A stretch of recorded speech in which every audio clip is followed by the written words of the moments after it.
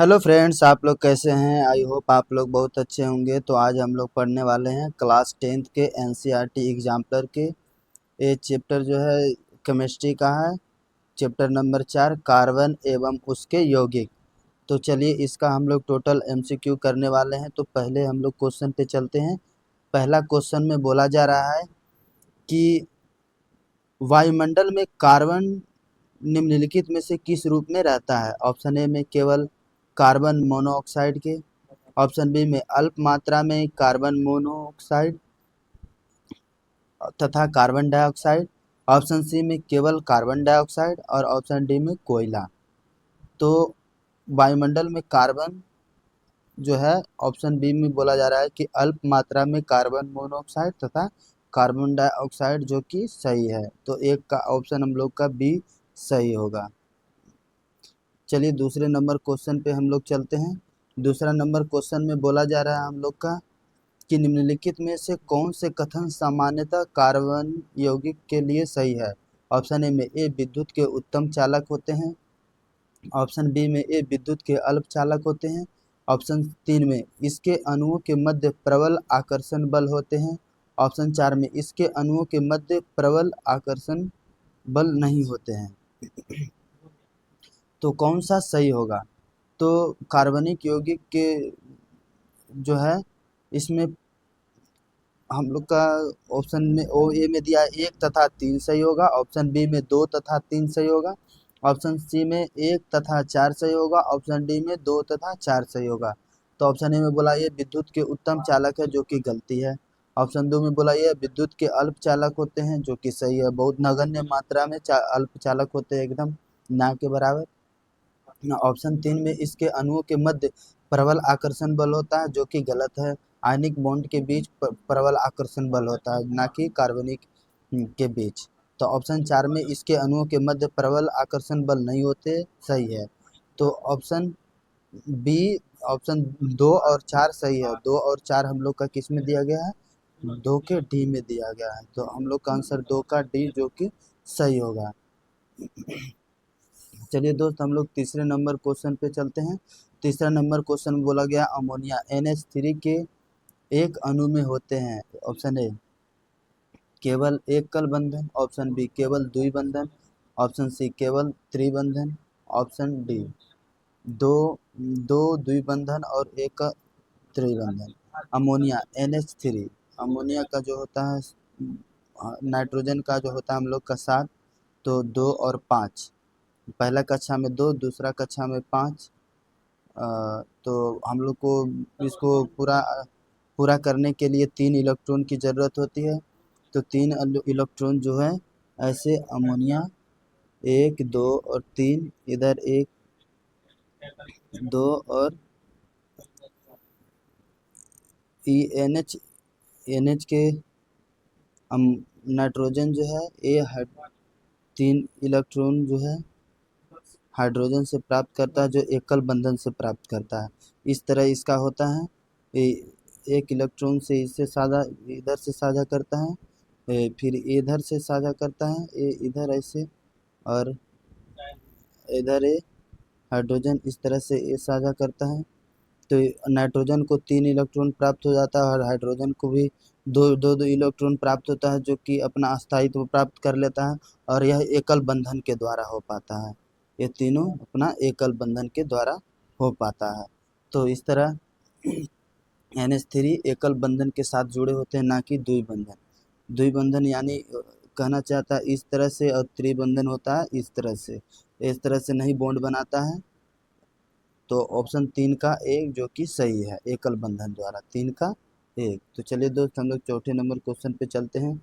बक minister fluorine एक अपरूप है। ऑप्शन ए फास्फोरस का, ऑप्शन बी सल्फर का, ऑप्शन सी कार्बन का, ऑप्शन डी टीन का। बक मिनिस्टर फ्लोरीन जो कि एक कार्बन का अपरूप है। 4 का सी सही है। चलिए दोस्त, 5 नंबर क्वेश्चन पे चलते हैं। निम्नलिखित में से ब्यूटेन के सही संरचनात्मक समावयवी कौन से हैं? ब्यूटेन के मीथेन, इथेन, प्रोपेन और ब्यूटेन। तो ब्यूटेन में 4 कार्बन होगा और 4 ये एल्केन का सूत्र का है तो जैसे मीथेन हो गया तो C2CH4 मीथेन एथेन C2H6, यानी इसका सूत्र जो होता है CnH2n+2, यानी दो, अगर अगर एक है, अगर दो कार्बन रहेगा तो 6 हाइड्रोजन रहेगा। तो यहाँ पे है ब्यूटेन, तो 4 कार्बन है, तो 4 दूनी 8 +2, यानी CnH2n+2। तो यहाँ 4 होगा, तो यहाँ 2 × 4, 4 दूनी 8 + 2, 10 गो हाइड्रोजन और 4 कार्बन। तो कौन सा हमें दिया गया है, इसमें ए में देखेंगे तो 3 3 6 2 8 कार्बन होगा, 8 हाइड्रोजन है जो कि गलती है, 10 हाइड्रोजन होना चाहिए। नहीं नहीं, 4 4 8 2 10 हाइड्रोजन है, तो ये सही होगा ऑप्शन। 4 कार्बन है, और 2 में दिया गया है methane ethane propane butane.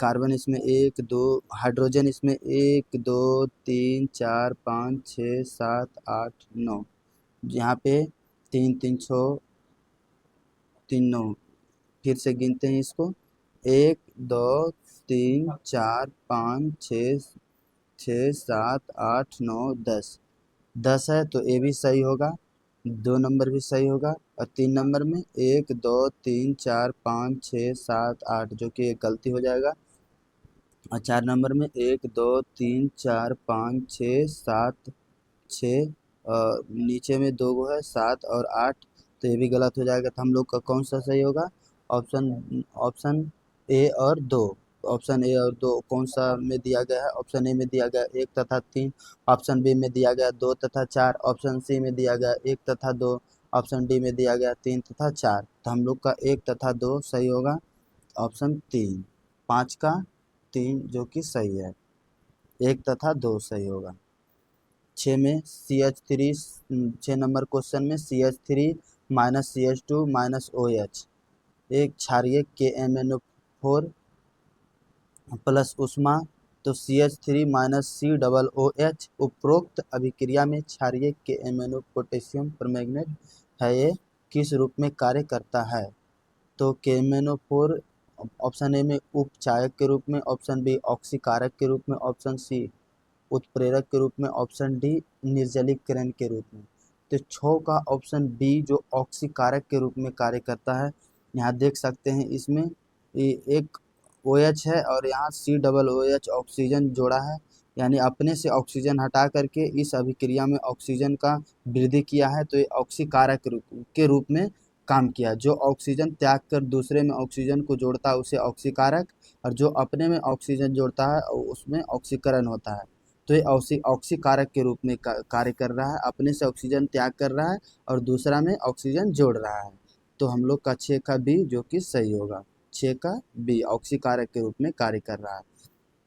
Option 7, question 7, palladium अथवा निकेल उत्प्रेरक की उपस्थिति में तेल हाइड्रोजन से अभिकृत कराने पर वसा देता है, यह उदाहरण है। एक, ऑप्शन ए संकलन अभिक्रिया का, ऑप्शन बी प्रतिस्थापन अभिक्रिया का, ऑप्शन सी विस्थापन अभिक्रिया का, ऑप्शन डी ऑक्सीकरण अभिक्रिया का। तो कौन सा अभिक्रिया होगा। पैलेडियम और निकेल जो है एक यानी असंतृप्त कार्बन में ये पैलेडियम और निकेल जो उत्प्रेरक के रूप में कार्य करके संतृप्त हाइड्रोकार्बन का निर्माण करता है, यानी हाइड्रोजन को जोड़ने का कार्य करता है और संतृप्त हाइड्रोकार्बन बन पाता है, असंतृप्त से संतृप्त। तो यह संकलन अभिक्रिया है, यानी जोड़ने की अभिक्रिया है। तो 7 का 1 हम लोग का सही होगा। चलिए दोस्त 8 नंबर क्वेश्चन पे चलते हैं हम लोग। 8वें नंबर क्वेश्चन में बोला जा रहा है कि निम्नलिखित यौगिकों में से किसमें OH एक क्रियात्मक समूह है। OH एक क्रियात्मक समूह है। ऑप्शन ए में ब्यूटेनोन, ऑप्शन बी में ब्यूटेनॉल, ऑप्शन सी में ब्यूटेनोइक अम्ल, ऑप्शन डी में ब्यूटेनैल। तो OH एल्कोहल का ऑल लगता है तो ब्यूटेनॉल, तो ऑप्शन बी हम लोग का सही होगा। तो 8 का बी हम लोग का सही है, ब्यूटेनॉल। OH का OH का ऑल लगता है तो ब्यूटेनॉल हो जाएगा। तो 9 नंबर क्वेश्चन में साबुन के अणु में होता है। ऑप्शन ए जल रागी शीर्ष तथा जल विरागी पूछ, ऑप्शन बी जल विरागी शीर्ष तथा जल रागी पूछ, ऑप्शन सी में जल विरागी शीर्ष तथा जल विरागी पूछ, ऑप्शन डी में जल रागी शीर्ष तथा जल विरागी पूछ कौन सा हम लोग का साबुन के अणु में होता है? ऑप्शन ए में जल रागी शीर्ष होता है तथा जल विरागी पूछ होता है। तो 9 का ए हम लोग का सही है, जल रागी शीर्ष तथा जल विरागी पूछ।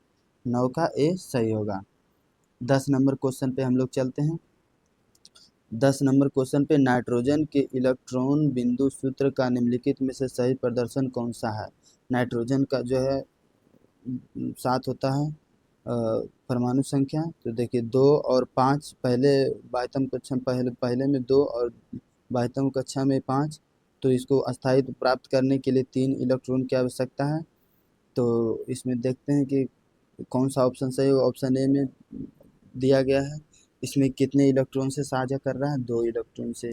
बी में भी 2 इलेक्ट्रॉन से साझा कर रहा है और 2 नाइट्रोजन है और दो इलेक्ट्रॉन से साझा कर रहा है। तो इसमें जो है कितना हो रहा है? 4 2 6 एक साथ ही 4, फिर से बता रहे हैं यहाँ पे 4 2 6 एक साथ ही बॉन्ड बना रहा है। 8 होना चाहिए इसके टोटल अस्थायित्व प्राप्त करने के लिए।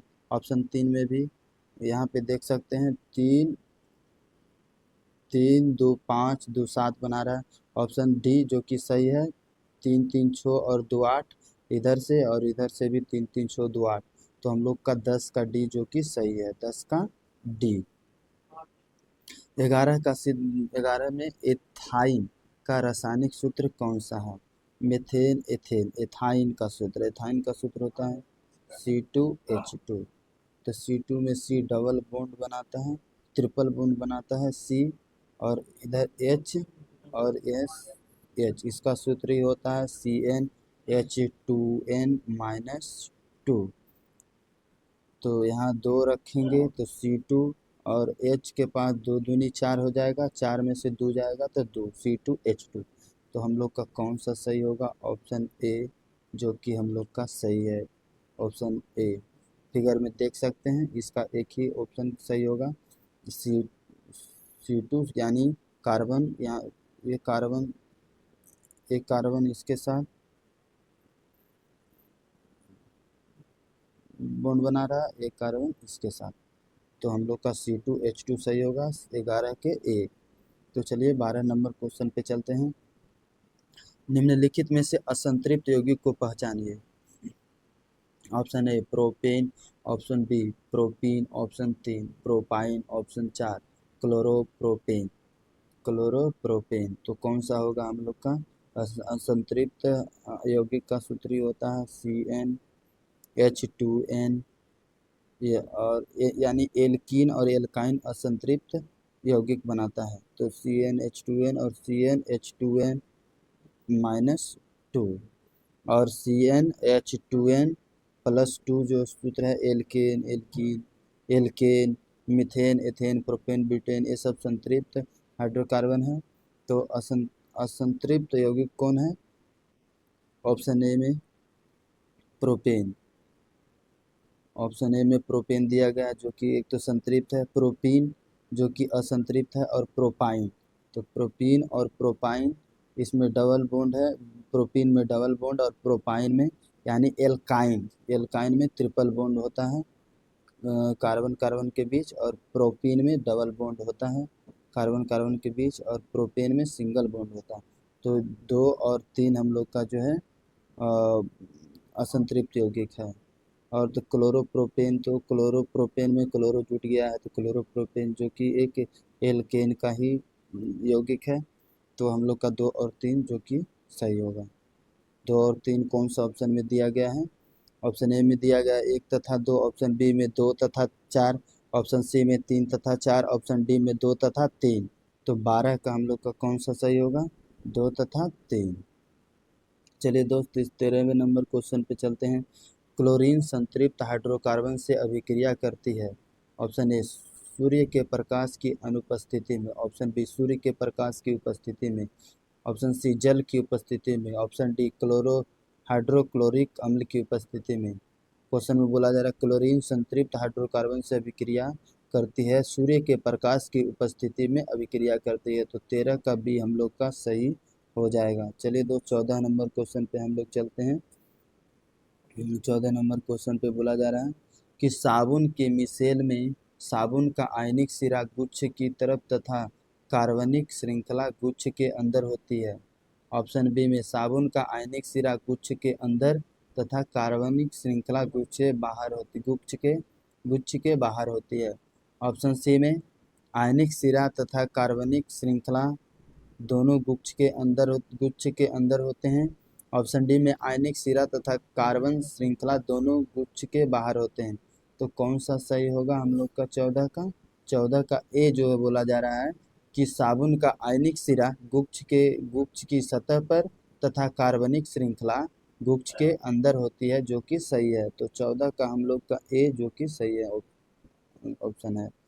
15 नंबर क्वेश्चन में पेंटेन का अणुसूत्र C5H12 है, इनमें होते हैं।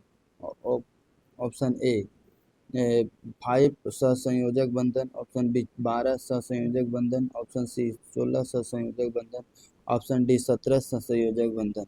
तो कार्बन पेंटेन है तो कार्बन कार्बन के बीच 4 बंधन बनाएगा, जैसे methane, ethane, propane, butane, pentane, और हाइड्रोजन का 12। तो 12 हाइड्रोजन का टोटल 12 हो जाएगा। इधर भी H प्लस, इधर भी H प्लस, टोटल 12 हाइड्रोजन, और कार्बन कार्बन भी 4, तो 12 4 16 सहसंयोजक बंधन बनाएगा। तो 15 का सी हम लोग का सही होगा, 15 का सी ऑप्शन। चलिए दोस्त 16 नंबर क्वेश्चन पे बेंजीन का संरचनात्मक सूत्र है, और फिगर 1 देख सकते हैं, फिगर 2, फिगर 3 और फिगर 4। फिगर इसका सूत्र होता है C6H6, जो कि ऑप्शन सी में जो इसका फिगर जो है सही दर्शाया गया है। फिगर इसका बेंजीन का ये डायग्राम जो होता है यही होता है। 16 का सी, कार्बन डबल बॉन्ड कार्बन, फिर कार्बन सिंगल बॉन्ड कार्बन, फिर carbon double bond carbon, carbon single bond carbon, फिर कार्बन डबल बॉन्ड कार्बन, फिर कार्बन सिंगल बॉन्ड कार्बन। इसी तरह से इसका सूत्र होता है बेंजीन का। तो चलिए 17 नंबर क्वेश्चन पे चलते हैं हम लोग। 17 नंबर क्वेश्चन पे चलते हैं हम लोग। एथेनॉल सोडियम से अभिक्रिया करता है तथा 2 उत्पाद बनाता है। ए उत्पाद हैं एथेनॉल। ऑप्शन ए में सोडियम एथेनोएट तथा हाइड्रोजन, ऑप्शन बी में सोडियम एथेनोएट तथा ऑक्सीजन, ऑप्शन सी में सोडियम एथॉक्साइड तथा हाइड्रोजन, ऑप्शन डी में सोडियम एथॉक्साइड तथा ऑक्सीजन। एथेनॉल जो है सोडियम से अभिक्रिया करता है तो उत्पाद क्या बनाता है। एथेनॉल हम यहाँ बता सकते हैं C2H5OH, ये हो गया एथेनॉल। अभिक्रिया कर रहा है 2Na से अभिक्रिया करेगा तो हम लोग को बनाएगा 2C2H5 और ONA बनाएगा, और प्लस H2 निष्कासित करेगा हाइड्रोजन। तो इसका सूत्र 2C2H5ONA का सूत्र होता है सोडियम एथॉक्साइड, जो कि हम लोग का ऑप्शन सी में दिया गया है, सोडियम एथॉक्साइड और हाइड्रोजन। 17 का सी। चलिए दोस्त 18 नंबर क्वेश्चन पे हम लोग चलते हैं। 18 नंबर क्वेश्चन में बोला जा रहा है कि ब्यूटेनोइक अम्ल का सही संरचना सूत्र है। ऑप्शन ए में देख सकते हैं, option B butanoic methane, ethane, propane, butane, single single bond बनेगा, और ओइक में होता है डबल बॉन्ड ओ, फिर सिंगल ओ एच। तो यानी मिथेनोइक, ओइक मतलब कार्बोक्सिलिक एसिड, COOH इसका सूत्र होता है। कार्बोक्सिलिक एसिड का ओइक एसिड लगता है, यानी ब्यूटेन में ओइक लग जाएगा तो ब्यूटेनिक एसिड हो जाएगा। तो एक कौन सा ऑप्शन में सही होगा। तो ऑप्शन ए में दिया गया है डबल बॉन्ड ए, जो कि गलती हो जाएगा कार्बन कार्बन के बीच। ऑप्शन बी में दिया गया है, यहाँ पे देखिए कार्बन 1 2 2 1 3 1 4 1 5 बॉन्ड बना रहा है, जो कि गलत है। ऑप्शन 3 में तो C डबल बॉन्ड OH तो यहाँ है भी नहीं, का ऑक्सीजन तो एक ही है, तो हम लोग का डी जो है सही हो पाएगा। Methane, ethane, propane, butane, carbon के साथ डबल बॉन्ड एक ऑक्सीजन बनाया है, फिर एक कार्बन एक ऑक्सीजन सिंगल बॉन्ड और हाइड्रोजन के साथ एक बॉन्ड। तो हम लोग का 18 का डी सही होगा, 18 का डी। तो चलिए दोस्त अगले क्वेश्चन पर हम लोग चलते हैं। 19 सिरका एक विलयन है। ऑप्शन ए में एल्कोहल में 50% और 60% एसिटिक अम्ल का। ऑप्शन बी में एल्कोहल में 5% और 8% एसिटिक अम्ल। जल में 5 से 8% एसिटिक अम्ल। तो और डी में जल में 50 से 60% एसिटिक अम्ल। सिरका को एसिटिक अम्ल भी बोलते हैं।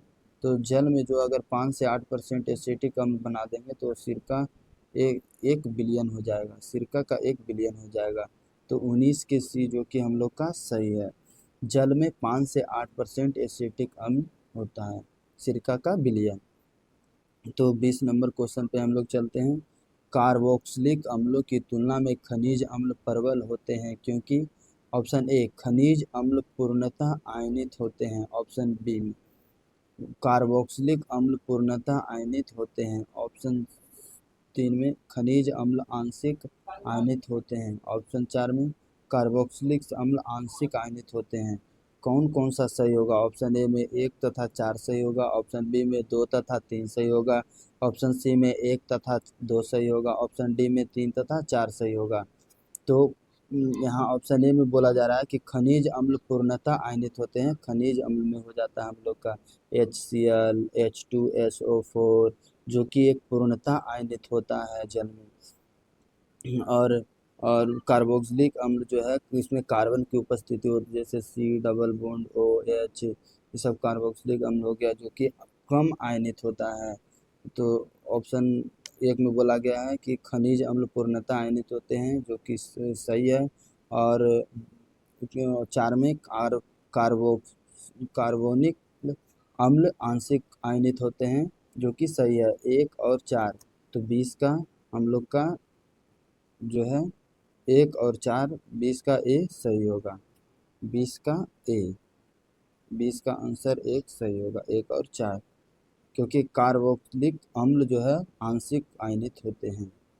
कार्बोनिक अम्ल आंशिक आयनित होते हैं। चलिए हम लोग 21 नंबर क्वेश्चन पे चलते हैं। कार्बन अपने 4 सहसंयोजी इलेक्ट्रॉनों के द्वारा 4 एकल संयोजी परमाणु जैसे हाइड्रोजन के साथ साझे से 4 सहसंयोजक बंध बनाता है। 4 बंधों के निर्माण के उपरांत कार्बन किसका इलेक्ट्रॉनिक विन्यास प्राप्त करता है? तो हम लोग का जो है कार्बन अपने 4, कार्बन के पास क्रमांक संख्या है, परमाणु क्रमांक 6 होता है। तो 2 और 4, तो इसे स्थायित्व प्राप्त करने के लिए 4 इलेक्ट्रॉनों के साथ साझेदारी करेगा। तो 4 और 4 8 और 2 10 हो जाएगा इसके टोटल परमाणु क्रमांक। तो एक किसका प्राप्त कर लेगा? आर्गन का। ऑप्शन ए में दिया गया हीलियम का, ऑप्शन बी में नियॉन का, ऑप्शन सी में आर्गन का, ऑप्शन डी में क्रिप्टॉन का। तो ऑप्शन सी में आर्गन का, क्योंकि इसको 4 इलेक्ट्रॉन के साथ साझेदारी करना होगा। और 4, क्योंकि 4 इसके बाह्यतम कक्षा में, और 4 इलेक्ट्रॉन स्थायित्व प्राप्त करने के लिए 4 से साझेदारी करेगा। 4 4 8 और इसके फिर 2 इलेक्ट्रॉन पहले से ही है, तो 4 4 8 और 2 10 हो जाएगा, जो कि नियॉन का एक निर्माण कर लेगा। तो हम लोग का ऑप्शन सी जो कि सही है। 21 नंबर क्वेश्चन पे हम लोग चलते हैं। तो 22 नंबर क्वेश्चन पे जल के अणु की सही इलेक्ट्रॉन बिंदु संरचना है। ऑप्शन ए देख सकते हैं, ऑप्शन जल का अणु जो है H2O होता है। तो हम लोग का कौन सा सही होगा? तो ऑक्सीजन जो है 6 होता है इसमें, तो ये 2 इलेक्ट्रॉन, इसमें टोटल 8 इलेक्ट्रॉन होगा। और हाइड्रोजन जो है 2 इलेक्ट्रॉन से साझेदारी करके अपना अस्तित्व प्राप्त करेगा। और ऑक्सीजन 8 इलेक्ट्रॉन। तो हम लोग का कौन सा सही होगा? ए इधर से इस तरह से बनाएगा, और ए इधर से, और ए टोटल ऐसे बनाएगा। 2 2 2 4 2 6 और 2 8 ऑक्सीजन का हो गया। और हाइड्रोजन का 2 2 हो जाएगा। तो 22 का हम लोग का कौन सा सही होगा? 22 का हम लोग का सी सही होगा। 22 का सी, 22 का ऑप्शन सी। चलिए दोस्त 23 नंबर क्वेश्चन पे चलते हैं हम लोग। 23 नंबर में बोला जा रहा है निम्नलिखित में से कौन सा सीधी श्रृंखला हाइड्रोकार्बन नहीं है? एक में देख सकते हैं फिगर में, और ये ऑप्शन बी में फिगर में देख सकते हैं, ऑप्शन सी और ऑप्शन डी। तो बोला जा रहा है कौन में सीधी श्रृंखला हाइड्रोकार्बन नहीं है? तो ए में भी सीधी श्रृंखला है, ए इधर न जोड़ करके इधर जोड़ दिया है। बी तो सही है, सीधी श्रृंखला है। क्या ऑप्शन सी में, ऑप्शन सी भी इधर जुटना चाहिए, तो ऊपर से जोड़ा गया है, केवल इसको स्थान चेंज कर दिया गया है, बाकी फार्मूला वही है। जबकि डी में देख सकते हैं हम लोग का एक एक के यह 23 का ऑप्शन जो डी है, एक सीधी श्रृंखला हाइड्रोकार्बन का निर्माण नहीं कर रहा है। तो हम लोग का 23 का एक डी ऑप्शन जो कि सही होगा, क्योंकि यहाँ पे एक CH3 और CH, फिर CH2 जो दिया है, उसके बाद CH3 के बाद यहाँ पे एक CH3 जोड़ दिया है। तो ये सीधी नहीं हो पाएगा, सीधी श्रृंखला कार्बन हाइड्रोकार्बन नहीं हो पाएगा। तो 23 का हम लोग का डी जो कि एक गलत है, 23 का डी। चलिए 24 नंबर क्वेश्चन पे चल रहे हैं। निम्नलिखित में से कौन से असंतृप्त हाइड्रोकार्बन है? ऑप्शन ए में देख सकते हैं H3C single bond, CH2 single bond, CH2 single bond, CH3। Option B में H3C सिंगल बॉन्ड, फिर कार्बन ट्रिपल बॉन्ड कार्बन, फिर carbon single bond CH3। Option B में H3C फिर सिंगल बॉन्ड कार्बन CH, फिर इधर नीचे में जोड़ा गया है CH3 और इधर CH3, और 4 में CH3 सिंगल बॉन्ड कार्बन, फिर डबल बॉन्ड कार्बन CH3, नीचे जोड़ा गया CH3। तो कौन सा हम लोग का असंतृप्त हाइड्रोकार्बन है? असंतृप्त हाइड्रोकार्बन डबल बॉन्ड और सिंगल बॉन्ड बनाता है, डबल बॉन्ड और ट्रिपल बॉन्ड असंतृप्त हाइड्रोकार्बन बनाता है, जो कि बी और 2 और 4 में दिया गया है। तो ऑप्शन कौन सा सही होगा? ऑप्शन ए में दिया गया 1 तथा 3 सही होगा, ऑप्शन बी में 2 तथा 3 सही होगा, ऑप्शन सी में 2 तथा 4 सही होगा, ऑप्शन डी में 3 तथा 4 सही होगा। तो हम लोग का कौन कौन सा सही हो रहा था? असंतृप्त हाइड्रोकार्बन जो है डबल बॉन्ड और ट्रिपल बॉन्ड जो बनाता है वो असंतृप्त हाइड्रोकार्बन होता है, जबकि सिंगल बॉन्ड संतृप्त हाइड्रोकार्बन होता है। तो 2 और 4 हम लोग का सही हो जाएगा ऑप्शन सी, ऑप्शन सी 24 का सी। चलिए दोस्त 25 नंबर क्वेश्चन पे हम लोग चलते हैं। निम्नलिखित में से कौन एक सही समजातीय श्रेणी से संबंधित नहीं है? तो यहाँ पे देख सकते हैं ऑप्शन ए में CH4, ऑप्शन बी में C2H6, ऑप्शन सी में C3H8, ऑप्शन डी में C4H8। तो कौन सा एक है समजातीय श्रेणी से नहीं है, यानी एक ग्रुप का नहीं है? तो यहाँ पे CnH2n+2 जो कि एल्केन का है, तो ऑप्शन ए सही है। यहाँ पे धरेंगे सी के एन का मान 2 धरेंगे, तो H4 का मान, H का मान जो है यहाँ पे 6 आ जाएगा, ये भी सही है। यानी ई मीथेन हो गया, बी में एथेन हो गया, और सी में प्रोपेन हो गया, जबकि डी में ब्यू ब्यू ब्यूटीन है, ब्यूटीन है। तो 25 का हम लोग का डी जो कि गलती, ब्यूटेन ना होके ब्यूटीन है। अगर डी में अगर C4H10 रहता तो एक जाति का होता, जबकि ये नहीं है। तो 25 का हम लोग का डी गलत है, 25 का डी जो कि समजातीय श्रेणी से संबंधित नहीं है। तो चलिए दोस्त हम लोग 26 नंबर क्वेश्चन पे चलते हैं। 26 नंबर क्वेश्चन में यौगिक CH3 single bond CH2 single bond CHO का नाम है। CHO एक एल्डिहाइड ग्रुप है ना? तो इसका जो है ऑप्शन ए में प्रोपेनल, ऑप्शन बी में प्रोपेनोन, ऑप्शन सी में एथेनॉल, ऑप्शन डी में एथेनल। तो एल्डिहाइड में एल लगता है ना, CHO का आईपीएसी नाम एल्डिहाइड होता है, एल्डिहाइड के लिए एल लगता है। तो यहाँ पे हो गया मीथेन, एथेन, प्रोपेन, तो प्रोपेनल। तो ये इसका जो लगता है लास्ट में एल लगता है, तो मीथेन, एथेन, प्रोपेन यानी प्रोपेनल इसका सही हो पाएगा। तो 26 का एक हम लोग का सही है, प्रोपेनल। 27 नंबर क्वेश्चन में CH3 single bond CH2 single bond O single bond CH2 single bond CH2 और CH2Cl में उपस्थित विषम परमाणु हैं। तो इसमें से कौन सा विषम परमाणु हम लोग का उपस्थित है? Option A oxygen, option B carbon, option 3 में हाइड्रोजन, ऑप्शन 4 में क्लोरीन। तो यहाँ पे ऑक्सीजन जो है कि विषम परमाणु है और क्लोरीन हम लोग का विषम परमाणु उपस्थित है। तो कौन कौन सा सही हो जाएगा हम लोग का? ऑप्शन ए में ऑक्सीजन और बी में और ऑप्शन ए में ऑक्सीजन और 4 में क्लोरीन जो कि विषम परमाणु है। तो ये सब हो जाएगा। कौन से ऑप्शन में दिया गया? ऑप्शन ए में दिया गया 1 तथा 2, ऑप्शन बी में दिया गया 2 तथा 3, ऑप्शन सी में दिया गया 3 तथा 4, ऑप्शन डी में दिया गया 1 तथा 4। तो हम लोग का कौन सा होगा? 1 तथा 4 जो कि इस श्रृंखला में जो है उपस्थित विषम परमाणु है, 1 तथा 4, ऑप्शन डी, 27 का डी। चलिए दोस्तों 28 नंबर क्वेश्चन पे हम लोग चलते हैं। निम्नलिखित में से कौन सी समीकरण साबुनीकरण अभिक्रिया प्रदर्शित करती है?